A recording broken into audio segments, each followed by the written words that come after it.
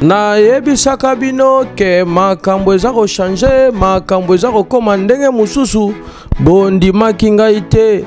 Botala ma pro service yeyo ayeli bino biloko ya technologie nouveau moderne ya 2050 yango ye na 2023 engaye na comprendre te komona mariage comme na Android.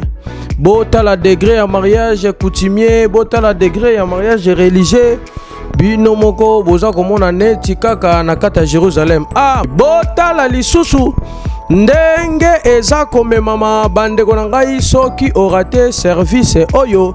na yebite bokosuka ndenge nini na entreprise na bino, ndenge nini na propagande, ndenge nini na convention et en plus ndenge nini na bino batu boza ko préparer ba propagande parce que palado monsieur, palado papa, palado maman et kozala nde milelo parce que soko bimite ndoki nani parce que o preparaki na yo makambo na yo bien te yango okufi pamba innocent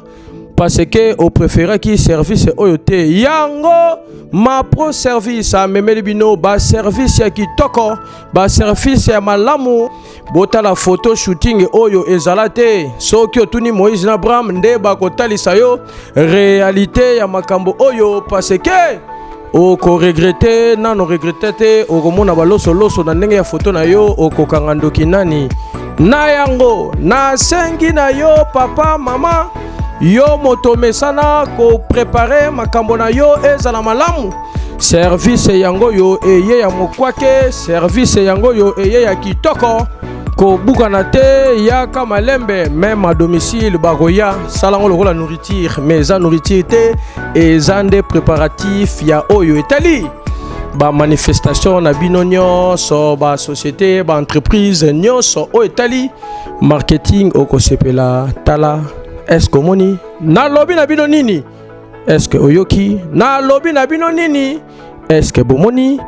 bozwa numéro mbangu parce que